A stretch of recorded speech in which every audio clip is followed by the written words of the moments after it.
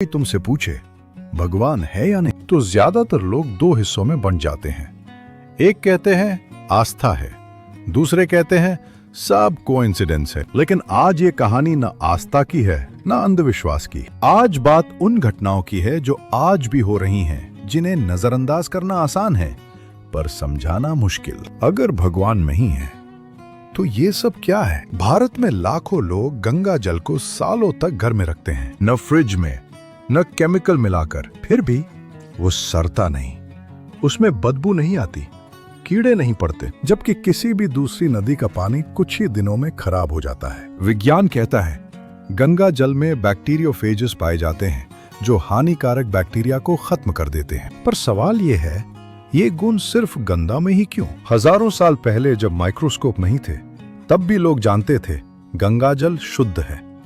क्या ये सिर्फ रसायन है या किसी उद्देश्य के साथ बहती चेतना? हिमालय की गुफा में हर साल अपने आप एक शिवलिंग बनता है। न कोई इंसान बनाता है, न कोई मूर्ति रखता है। चंद्रमा के घटने बढ़ने के साथ वो शिवलिंग भी बढ़ता घटता है। विज्ञान कहता है पानी टपकता है, जम जाता है। पर सवाल ये है, दुनिया की लाखों बर्फीली गुफाओं में ऐसा सिर्फ यही क्यों? अगर ये सिर्फ प्राकृतिक प्रक्रिया है तो उसका आकार शिवलिंग जैसा ही क्यों? क्यों हर साल?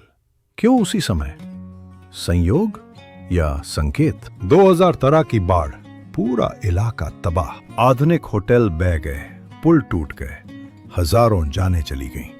लेकिन केदारनाथ मंदिर खड़ा रहा। एक विशाल पत्थर, आज जिसे भीमशिला कहा जाता है, अचानक मंदिर के पीछे आकर रुक गया। उसने तेज बहाव को मोड़ दिया। विज्ञान कहता है पत्थर ने दिशा बदल दी। पर सवाल यह है, वो पत्थर ठीक उसी जगह क्यों रुका? ठीक उसी समय क्यों? 1000 साल पुराना मंदिर बिना सीमेंट के आज भी खड़ा है। क्या यह सिर्फ इंजीनियरिंग है या किसी ने हाथ रखा? 1965 का युद्ध, भारत पाक सीमा, हजारों बम तनोत माता मंदिर के आसपास गिरे, एक भी नहीं फटा। भारतीय सेना ने खुद माना बम इंटैक्ट थे पर विस्फोट नहीं हुआ। आज भी वो बम मंदिर में रखे हैं। सवाल ये नहीं कि बम क्यों नहीं फटे, सवाल ये है इतने सारे एक साथ क्यों नहीं फटे? युद्ध में इतना परफेक्ट मैलफंक्शन संयोग नहीं होता। वृंदावन का निधिवन, दिन में खुला, रात में पूरी तरह बंद, कोई नहीं रुकता, पुजारी भी नहीं। क्यों? सुबह तुलसी के पौधे उलझे मिलते हैं, सजे हुए बिस्तर बिखरे होते हैं, माखन कम हो जाता है। कहा जाता है आज भी कृष्ण यहाँ रास रचाते हैं। जो रुकने की जिद करता है उसका मानसिक संतुलन बिगड़ जाता है। डर यहाँ भूत का नहीं, उपस्थिति का है। राम सेतु के पत्थर आज भी पानी में तैरते हैं। साधारण पत्थर डूब जाते हैं। इन पर राम लिखने से नहीं,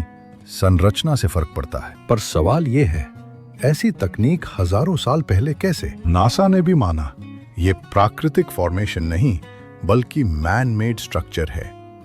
तो किसने बनाया और क्यों? लंका में हिमालय की दुर्लभ जड़ी बूटियां मिलती हैं, हजारों किलोमीटर दूर। विज्ञान के पास पूरा जवाब नहीं, पर रामायण के अनुसार हनुमान संजीवनी लेकर आए। कहानी कहो पर तथ्य वहीं खड़ा है। पूरी दुनिया में कोई दो इंसानों के फिंगरप्रिंट्स एक जैसे नहीं, अरबों लोग, अरबों निशान। क्यों?